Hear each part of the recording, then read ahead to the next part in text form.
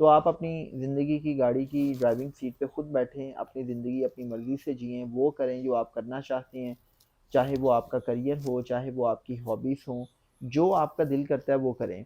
कि ज़िंदगी को खुशगवार अंदाज़ में जीने के लिए हम ज़िंदगी को जितना सादा गुज़ारेंगे, वो उतना ही आप ज़िंदगी को मज़े से गुज़ारेंगे। तो if you want to steer Pakistan out of all these crisis, तो आप अपने नौजवानों को आईटी स्किल से एम्पावर कर दें।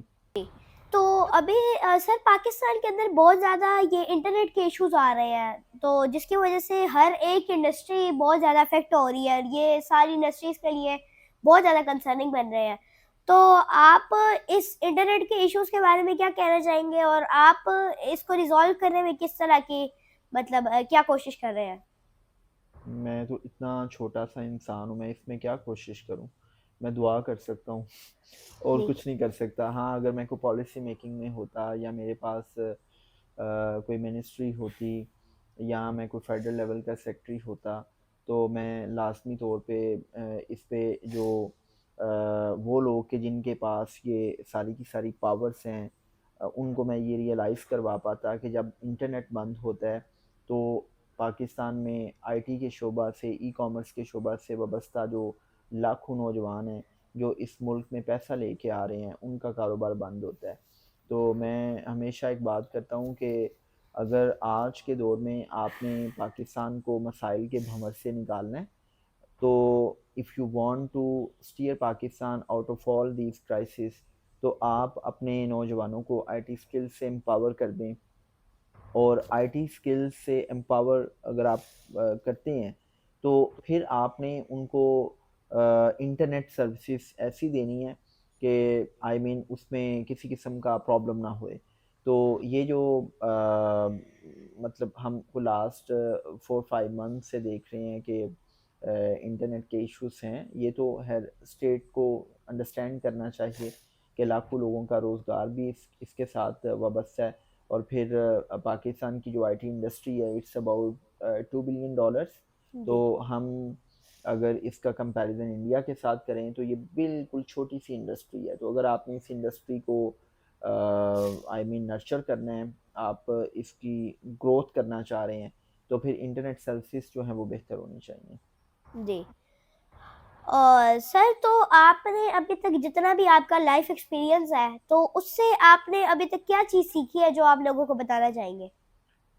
जो चीज़ें मैंने सीखी हैं ना, अगर मैं लोगों को बताऊँगा तो लोग शायद मुझ पे हँसेंगे, लोग कहेंगे कि ये पैंट कोट पहन के, टाई लगा के कितनी कंज़र्वेटिव बातें कर रहा जी, है। जो मेरे लाइफ़ एक्सपीरियंसेस हैं उनकी बुनियाद पे या जितनी भी मेरी एज है, मैं जो चीज़ों को अंडरस्टैंड कर पाया हूँ, उसमें पहली बात मैंने ये सीखी है कि ज़िंदगी को खुशगवार अंदाज़ में जीने के लिए हम ज़िंदगी को जितना सादा गुज़ारेंगे, वो उतना ही आप ज़िंदगी को मज़े से गुज़ारेंगे। मतलब हमने ना चीज़ों की रेस में, मटेरियलिज़्म में आके हम मार्केट फ़ोर्सेस से इतना मेंटली, इमोशनली हाईजैक हुए हुए हैं कि हम चीज़ों की रेस में हैं। हम अर्निंग, बाइंग और कंज़्यूमिंग के उस विशियस साइकिल में घिर गए हैं कि जिसमें हर वक़्त हमें पैसा कमाने की फ़िक्र रहती है। तो इस चीज़ ने ना हमारी ज़िंदगियों से सुकून को छीन लिया है। तो जितना आप ज़िंदगी को सादा गुज़ारेंगे, जिसको मिनिमलिज़्म की अप्रोच कहते हैं, आपकी ज़िंदगी में उतना ही सुकून, उतना ही मज़ा, उतनी ही हैप्पीनेस आएगी। तो पहला लेसन तो ये है। दूसरा लेसन ये है कि आपकी ज़िंदगी में जो मोस्ट इम्पोर्टेंट चीज़ है वो आपकी हेल्थ है। मतलब अगर एक बंदा ये नहीं ना जान सका कि मुझे अपनी हेल्थ को कैसे मेंटेन करना है, भले से वो पीएचडी है, भले से वो अरबपति है, खरबपति है, भले से वो दुनिया का सबसे मशहूर आदमी है, तो वो दुनिया का बेवकूफ़ तरीन इंसान है कि जो अपने वजूद के बारे में अवेयर नहीं है कि मैंने अपने वजूद को कैसे बेहतर रखना है, मैंने ग़िज़ा कैसी खानी है, मेरा लाइफ़स्टाइल कैसा होना चाहिए, मेरे स्लीपिंग पैटर्न्स, मेरी फूड चॉइसेस, मैं क्या सेडेंटरी लाइफ़स्टाइल तो नहीं जी रहा। तो आपको अपनी सेहत के बारे में ना बहुत कॉन्शियस होना चाहिए। सेहत है तो सब कुछ है। जी, तीसरी चीज़ जो मेरा जो लाइफ लेसन है, इट्स ऑल अबाउट कि अगर आपने ज़िंदगी को मज़े से, सुकून से, हैप्पीनेस के साथ जीना है, तो रिलेशनशिप्स बहुत इम्पोर्टेंट हैं।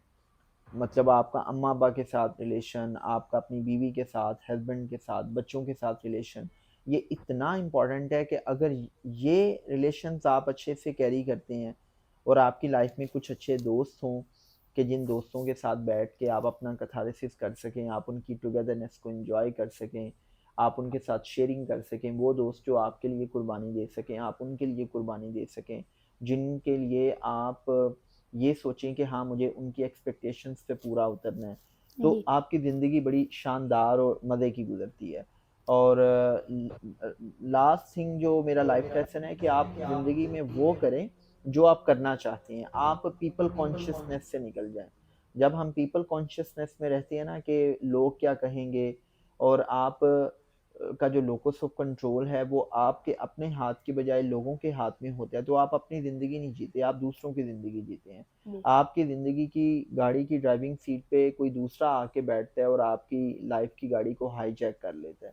तो आप अपनी ज़िंदगी की गाड़ी की ड्राइविंग सीट पे खुद बैठें, अपनी ज़िंदगी अपनी मर्ज़ी से जिएँ, वो करें जो आप करना चाहते हैं, चाहे वो आपका करियर हो, चाहे वो आपकी हॉबीज़ हों, जो आपका दिल करता है वो करें। लेकिन उसमें फिर आपने दीन के फ्रेमवर्क को भी अंडरस्टैंड करना है। मतलब जो करना है वो करें का हरगिज़ ये मतलब नहीं है कि आप दीन के फ्रेमवर्क को वायोलेट करें, उसकी पाबंदी ना करें। दीन का जो डिसिप्लिन है उसको फॉलो करते हुए आप पीपल कॉन्शियसनेस से निकलें, आप गॉड कॉन्शियसनेस की तरफ आएँ। तो यही राह-ए-हयात है। जी जी सर माशाल्लाह और thank you very much sir. My pleasure. Sir आप एंड पे लोगों को क्या मैसेज देना चाहेंगे? क्या एडवाइस देना चाहेंगे? मैं लोगों को लास्ट पे यही मैसेज दूंगा कि live your life with passion, with obsession, और दूसरों की लाइफ में वैल्यू ऐड करें। आप जिस कैपेसिटी में भी काम करें, ये मत सोचें कि मेरे पास इतने अरब आएंगे तो मैं लोगों को हेल्प आउट करूँगा। आप एक ड्राइवर हैं, माली हैं, चौकीदार हैं, क्लर्क हैं, डीसी हैं, कलेक्टर हैं, डीआईजी हैं, चीफ सेक्रेटरी हैं, प्राइम मिनिस्टर हैं, पॉलिटिशियन हैं, जज हैं, आप एक एंटरप्रेन्योर हैं, बिजनेसमैन हैं, आप एक स्टूडेंट हैं। जिस कैपेसिटी में आप जो काम कर रहे हैं, आप उस कैपेसिटी में कोशिश करें कि किसी दूसरे इंसान की लाइफ में बेहतरी लेके आ सकें। और इस मुल्क को किसी ने बाहर से आके ठीक नहीं करना, इस मुल्क को हम सब ने मिल के ठीक करना है। और हम अगर किसी मसीहा के इंतज़ार में रहेंगे तो ये बिल्कुल एक गलत अप्रोच है। हर पाकिस्तानी अगर अपने हिस्से का रोल अच्छे से निभाना शुरू कर दे, तो कलेक्टिवली जो मुआशरे का जो कलेक्टिव कॉन्शियस जब इस लेवल पे जाएगा, तो ये एक मुआशरा, ये एक सिस्टम बहुत हेल्दी सिस्टम होगा जी और एक तरक्की याफ्ता मुल्क बनेगा। तो हम दूसरों पे उंगली उठाने के बजाय हम सबसे पहले अपनी अकाउंटेबिलिटी करें, हम अपना मुहासबा करें, हम अपना एहतसाब करें कि हम इस मुल्क के लिए और इस मुल्क के लोगों के लिए क्या कर रहे हैं। जी sir thank you very much और सर मेरा एक विजन है कि स्टूडेंट्स को ये आईटी स्किल्स सिखाई जाए, सॉफ्ट स्किल्स सिखाई जाए ताकि वो अपनी स्टूडेंट लाइफ जर्नी स्टार्ट कर सकें और अपने पाँव पर खड़े हो सके। तो आप इस विजन को स्प्रेड करने में मेरी क्या हेल्प कर सकते हैं?